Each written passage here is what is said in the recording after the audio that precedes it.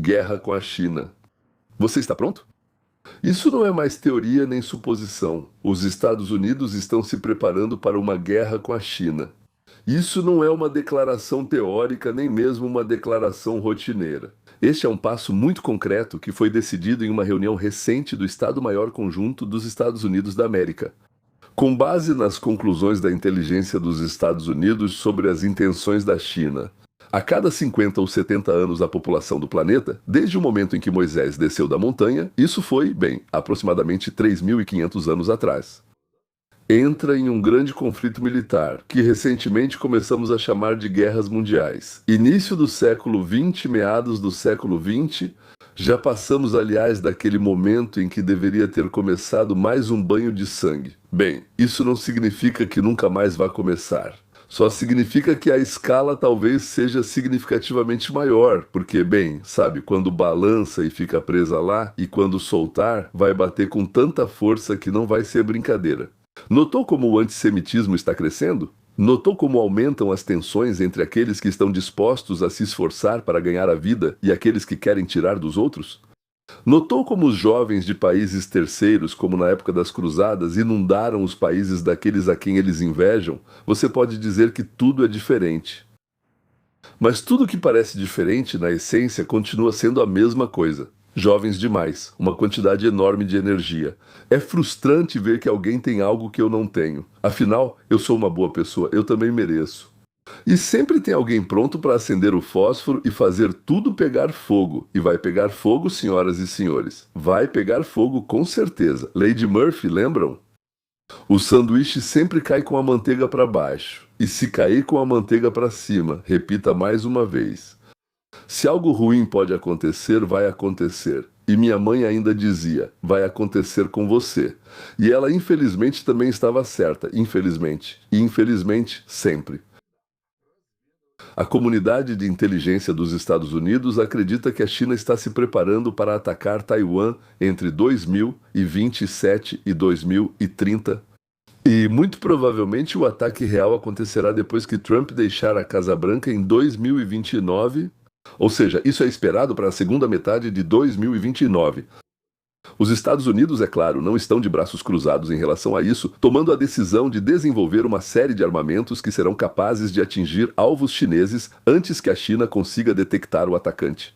Ou com um alcance tão grande que a China não consiga revidar. Claro, usando armas convencionais. Mas neste exato momento, essas são armas de nova geração, após o surgimento das quais os aviões chineses simplesmente não conseguirão decolar com segurança. Os submarinos chineses não conseguirão emergir com segurança. E os navios chineses serão destruídos a uma distância na qual a própria China não conseguirá nos alcançar. Detalhes em apenas alguns minutos. Outro tema extremamente importante que passamos a abordar nos últimos dias. Esperávamos muito que não chegasse a esse ponto, mas ao que parece, chegou. Lembram que eu disse que os iranianos achavam que podiam enrolar até novembro? Eles calcularam errado. A pressão que eles podiam exercer funcionou mais ou menos até mais ou menos 15 de junho. Depois disso, quando percebemos que aquele plano que preparamos cuidadosamente para assuntos internos naturalmente fracassou. Nós seguimos para o plano B, e ele é significativamente mais duro para o Irã do que aquilo que prevíamos e esperávamos antes. Os iranianos, seja por problemas internos ou simplesmente porque é uma bagunça, não conseguem capitular lá por algum motivo deles, certo? Eles se convenceram, ou fingem que se convenceram, de que venceram a guerra, e agora mantêm o mundo inteiro pelo pescoço, e tentam ditar condições aos Estados Unidos. Mas isso não funciona com o Trump. Com ele as coisas não funcionam assim. Por isso navios adicionais já estão indo em direção ao Golfo Pérsico, por isso o comandante do CENTCOM está recebendo novos reforços. O presidente do Comitê Conjunto dos Chefes de Estado-Maior acabou de fazer um sobrevoo pela região. E Israel, por declaração pessoal de Netanyahu, foi colocado em estado de prontidão de combate elevada. Algo claramente está levando a liderança iraniana a um estado de pânico crescente. Eles planejam um funeral pomposo para seu comandante supremo, morto pelos americanos nos próximos dias. Vou contar tudo isso em detalhes e por ordem. Mas primeiro, ainda assim, vamos começar pela China, sobre as armas contra a China.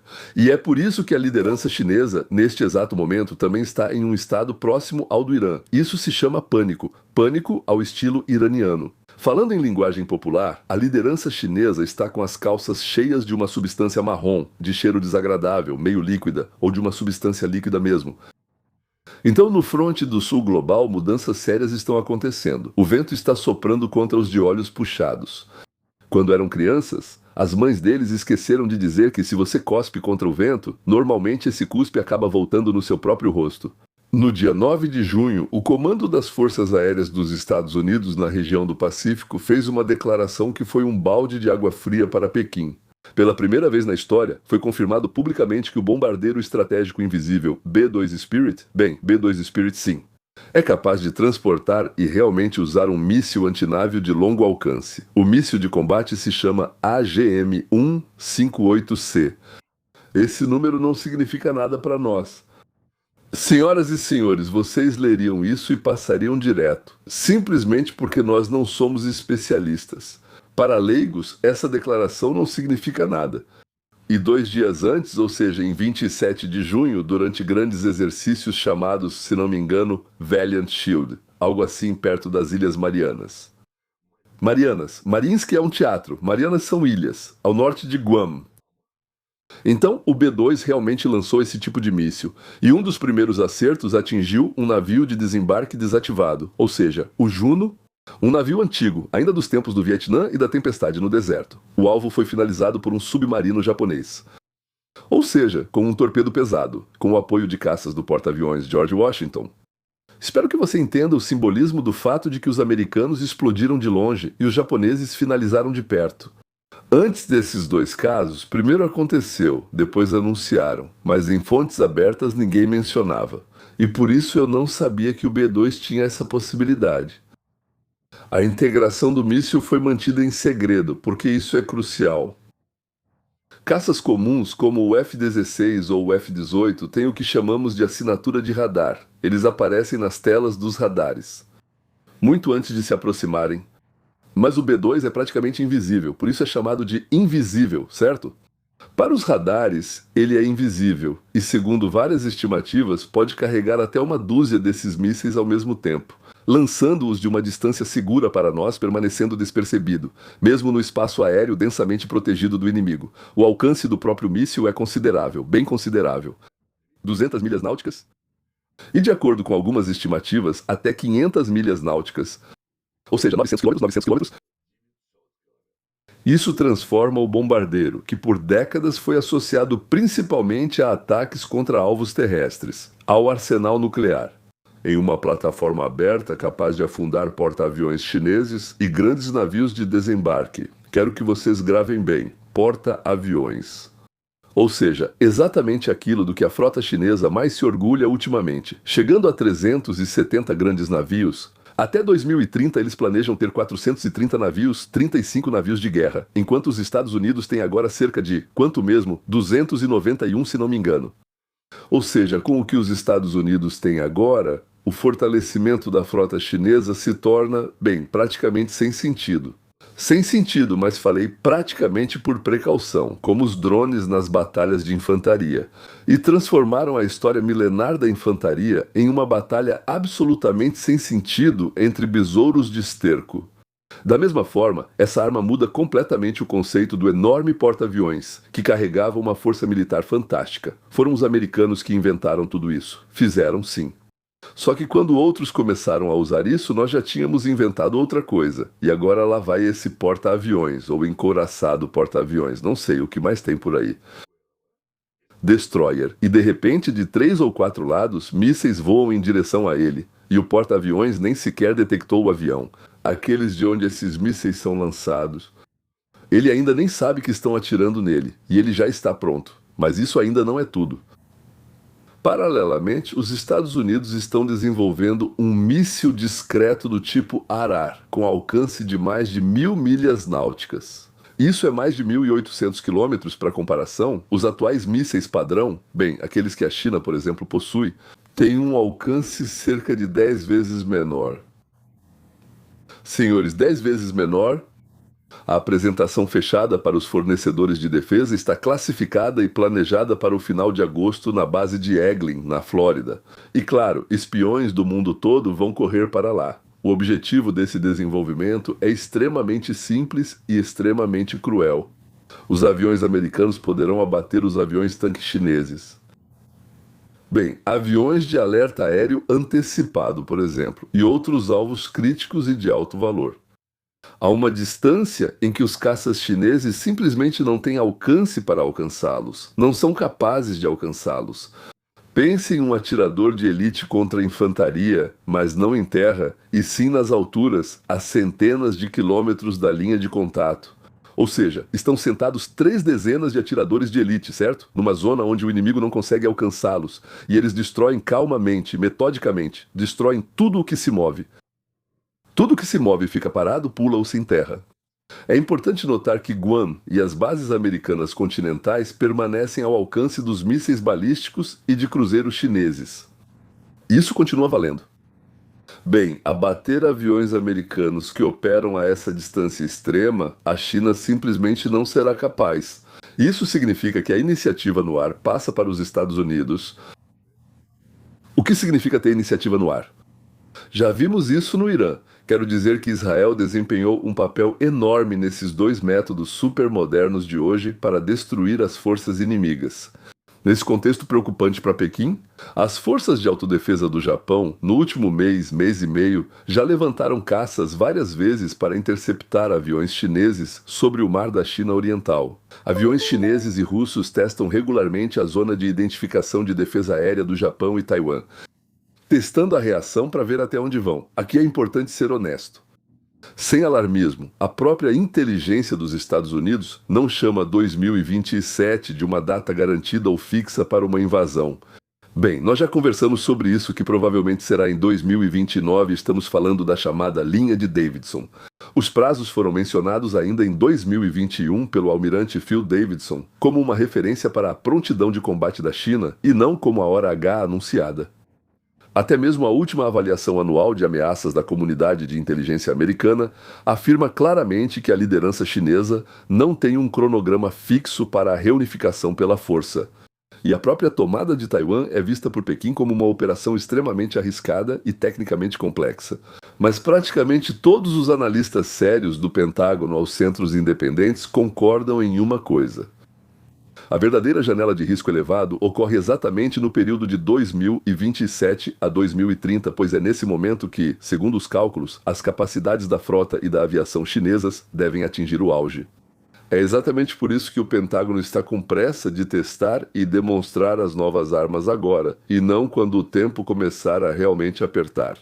Como você pode ver, as pesquisas e o trabalho conjuntos de Israel e dos Estados Unidos ajudam a manter nosso país como líder em armamentos mundiais. E agora vou lembrar vocês do que prometi logo no começo. O que vamos descobrir agora sobre o Irã é muito mais interessante, divertido, engraçado e trágico do que tudo o que acabei de contar para vocês sobre a China. E fiquem até o final, porque lá tem um bônus especial esperando por vocês. Vou contar como os blogueiros conservadores finalmente começaram uma verdadeira guerra aberta contra o fluxo de mentiras que vem sendo espalhado há anos. Seja de fontes russas pagas, seja de estruturas que estão em declínio, ou então ligadas ao Soros, ou apenas políticos claramente desonestos como os de Khabarovsk e outros parecidos. Transmitindo em russo. Prometo que vai ser interessante. Então, e o Irã? Pânico debaixo da terra, acima da terra e debaixo d'água. Ao principal, senhores. A situação chegou àquele ponto exato sobre o qual falamos nos últimos dias seguidos. O que exatamente assusta tanto a liderança iraniana? A liderança neste exato momento. Nos próximos dias, de 4 a 9 de julho, acontecerão no Irã funerais de Estado grandiosos do Supremo, ou seja, do comandante-chefe e coisas do tipo, e do Ayatollah Hamri, morto por um ataque americano-israelense em 28 de fevereiro. No primeiro dia da guerra, as autoridades esperam reunir algumas centenas de milhares, talvez até milhões de enlutados. As cerimônias vão se estender por várias cidades ao mesmo tempo. Lá em Teherã, na Sagrada Qom, Mashhad, se não me engano, Najaf, Karbala, ou seja, em várias cidades para onde há séculos peregrinos xiitas viajam. E é aqui que começa o mais interessante. Em todas as estradas que levam aos locais de armazenamento de urânio enriquecido, foram montadas emboscadas e postos de controle adicionais. Ou seja, o comando militar iraniano, ao que tudo indica, o comando militar iraniano está seriamente preocupado que justamente o momento de luto nacional e de máxima concentração de pessoas possa se tornar uma janela conveniente para uma operação terrestre do inimigo. Bem, quem é o inimigo? Isso significa que somos nós, os israelenses, certo? Para a retirada de seus estoques nucleares. À força, claro. O sucessor formal de Khamenei, seu próprio filho, ou seja, Mojtaba, não apareceu em público nenhuma vez desde sua nomeação como líder supremo. Ninguém de fora sabe ao certo se ele está vivo. Talvez ele, talvez esteja ferido, talvez esteja inconsciente, talvez ele nem exista mais. E isso já gerou muitos boatos e um humor sombrio dentro da sociedade iraniana. Se ele vai aparecer pessoalmente no funeral do pai é uma grande incógnita. A lógica indica que as principais figuras do país, incluindo a mais alta liderança militar e o governo, provavelmente enviarão substitutos, representantes, ou talvez se limitem a mensagens em vídeo, do que correr o risco de se reunir fisicamente em um só lugar e ficar vulneráveis a um possível ataque dos Estados Unidos ou de Israel. Houve precedentes mais do que suficientes de eliminações pontuais da alta liderança nos últimos meses para desencorajar qualquer vontade de correr riscos. Agora, sobre o urânio. Porque é exatamente aqui que está o verdadeiro ponto-chave de toda essa história. Ou, como dizia Gorbachev, é aqui que está o X da questão.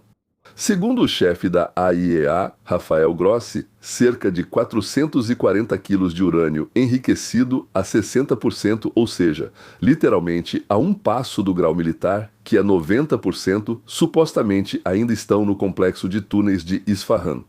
De acordo com imagens de satélite de alta resolução, a carga provavelmente foi levada para lá, ainda em 9 de junho de 1925, poucos dias antes do início dos ataques israelenses. Nas imagens, é possível ver um caminhão com 18 contêineres hermeticamente fechados na entrada sul do túnel. A AIA já não tem nenhum acesso a essa instalação há quase um ano. O Irã oficialmente interrompeu todas as atividades de verificação do acordo de salvaguardas desde 28 de fevereiro de 2026, desligou as câmeras de vigilância e removeu completamente os lacres de todas as instalações declaradas. Segundo a própria agência, esta é a falha mais grave no monitoramento de toda a história da vigilância do programa nuclear iraniano. Como se eles fossem totalmente ingênuos. Como se o Irã nunca tivesse enganado ninguém na vida e por isso fazia tudo lá em cima. O que eles continuaram fazendo silenciosamente em vários outros lugares subterrâneos, disso a gente simplesmente nem imagina. Formalmente, o Irã declara que tanto o complexo de túneis quanto a nova instalação de enriquecimento construída ali foram alvo de ações militares ilegais, ainda durante os ataques do ano passado. Mas a AIEA não pode confirmar nem negar isso, simplesmente porque não teve acesso ao local e continua sem ter. Para entender a escala, 440 quilos de urânio, esse urânio está enriquecido a 60%, com um enriquecimento adicional, teoricamente, isso seria suficiente para, aproximadamente 10 ogivas nucleares. Alguns até dizem 12. Segundo analistas, se o Irã decidir dar esse passo, levaria cerca de 12 semanas ou 3 meses para levar o material ao nível de pureza necessário para armamento. E, ao mesmo tempo, o grau real de destruição dentro do próprio complexo de túneis sob a montanha, em Isfahan, permanece totalmente desconhecido para nós. Mas eles sabem, certo? Então, a principal pergunta é a seguinte: será que os próprios persas conseguirão ao menos adivinhar aproximadamente de onde exatamente e de que forma esse alvo pode ser atacado pelos israelenses e americanos? E como se proteger disso? Pelas emboscadas montadas às pressas e bloqueios nas estradas, os iranianos claramente não sabem a resposta para essa pergunta. Também não aconselharia eles a terem tanta certeza. Embora, aparentemente, eles tivessem quase 4 meses desde a morte de Khamenei para pensar com calma e organizar a defesa desses pontos-chave como deveria ser. Mas, ao que tudo indica, eles não conseguiram responder claramente a essa pergunta nem naquela época, nem agora. Porque, só Deus sabe dos israelenses mesmo. Paralelamente, os confrontos armados com os curdos no noroeste do país também aumentam drasticamente. Nos últimos dias, os confrontos se intensificaram visivelmente, bem mais do que o normal. Nos dias 29 e 30 de junho, segundo a Organização de Direitos Humanos KHNGO, pelo menos 5 combatentes do Partido Democrático do Kurdistão iraniano foram mortos. Morreram em combate perto da vila de Cascapan, próxima à cidade de Peranchar. Enquanto isso, a agência Fars, ligada à Guarda Revolucionária, afirmou que 6 militantes curdos foram eliminados. Bem, alguém está mentindo. Sim, 6, 5. Realmente há uma grande diferença. Mais 4 combatentes do braço armado do partido PJAK, acho que é assim que se chama, morreram em confrontos separados logo depois que 2 militares da Guarda Revolucionária foram mortos a tiros dentro de casa. Ao mesmo tempo, drones continuam atacando sistematicamente os acampamentos da oposição curda iraniana já no território do Kurdistão iraquiano. Mais um ataque, nesses mesmos dias, atingiu um acampamento próximo à cidade de Koikoya, a leste de Erbil. A Turquia, por sua vez, observa os acontecimentos que se desenrolam com uma preocupação nada disfarçada. Se os curdos, com o apoio dos Estados Unidos e, segundo algumas informações da CIA, conseguirem se firmar ao menos em uma pequena parte do território iraniano e mantê-lo, isso inevitavelmente vai estimular as ambições dos curdos turcos. Os mesmos que na Síria, ao meu ver, provavelmente terão autonomia. E já no próprio território da Turquia, com os quais Ankara acabou de, com enorme dificuldade, chegar a um acordo sobre o desarmamento do PKK. No próprio Irã, segundo informações disponíveis, a população comum tem passado do protesto aberto para ações diretas de sabotagem contra estruturas da Guarda Revolucionária. Ou seja, o descontentamento público já se manifesta não só em forma de manifestações de rua, mas também em ataques pontuais contra representantes do governo, localmente. O que Trump pensa sobre isso? Os comentários públicos são bem fragmentados. Ele confirmou aos jornalistas que foi muito difícil por 3 noites seguidas, referindo-se à troca de ataques, mas logo mudou o foco para outros assuntos diferentes. Começou a falar sobre novas fábricas, investimentos, desenvolvimento de infraestrutura para inteligência artificial, claramente evitando responder diretamente à pergunta sobre a prontidão para retomar operações militares em grande escala contra o Irã. Ao mesmo tempo, na prática, os ataques aéreos contra alvos da oposição iraniana no Iraque continuam. E sobre o Estreito de Hormuz, aviões americanos, aviões-tanque e aeronaves de alerta antecipado de longo alcance permanecem constantemente no ar, dando cobertura aos caças. Ou seja, o Estreito continua sendo uma zona de tensão extremamente alta, mesmo com o regime de cessar-fogo formalmente em vigor. Estou reunindo todo o quadro. Por um lado, a liderança iraniana demonstra uma confiança destacada e tenta ditar as condições, como se fossem eles os vencedores desta guerra. Por outro lado, eles escondem seu urânio enriquecido profundamente no subsolo, montam emboscadas às pressas nas estradas esperando um possível ataque do inimigo, claramente temendo seus próprios funerais nervosos. O líder supremo está visivelmente perdendo o controle de províncias curdas inteiras no noroeste do país. Isso definitivamente não se parece com o comportamento de um vencedor de um país que realmente venceu uma guerra. Isso parece mais o comportamento de um país vencedor tentando ganhar tempo de qualquer forma, enquanto ainda é possível fisicamente. A situação da liderança iraniana está próxima do desespero. A inflação já ultrapassa 70. O povo já está pronto para revoltas da fome. Curdos, grupos armados de resistência, americanos, Israel atacando pelo ar. Por mais estranho que pareça, o problema é que eles, os iranianos, não podem se render. Porque assim que eles se renderem, todos eles serão enforcados pelos próprios cidadãos nas árvores mais próximas. Talvez nem consigam chegar até as árvores. Por isso, a única maneira de sobreviver para eles é esperar passar. Talvez consigam sobreviver, se esconder em um buraco e rosnar de lá. E fingir que podem morder qualquer um que chegue perto. A única coisa que eles podem fazer hoje é ameaçar, de todas as formas possíveis. A quem? A população civil, a economia, simplesmente a vida normal de toda a humanidade. Agora imagine por um segundo que, nessa situação, os mulás, ayatolás, liberais, não me importa como eles se chamam lá assim, iranianos, têm uma bomba atômica. Eu ficaria muito interessado em saber o que vocês pensam sobre isso. Como vocês imaginam isso, senhores? Eles diriam, não, nunca faríamos tal horror à humanidade e não lançaríamos uma bomba atômica. ou eles, sem hesitar, a lançariam em Israel, no Golfo Pérsico, em qualquer lugar. Ou seja, eles estão prontos para causar um grande e irreparável dano ao planeta Terra ou não? Escrevam. É sempre interessante saber a opinião de vocês. Aliás, não só escrevam. Não apenas escrevam, justifiquem. Aí sim fica interessante, porque só dizer sim, não, não, justifiquem. Ok, agora vamos passar para o vídeo de Yuri Tabak, também conhecido como Yuri George Tabak, da série Don Quixote. Vamos começar com a apresentação.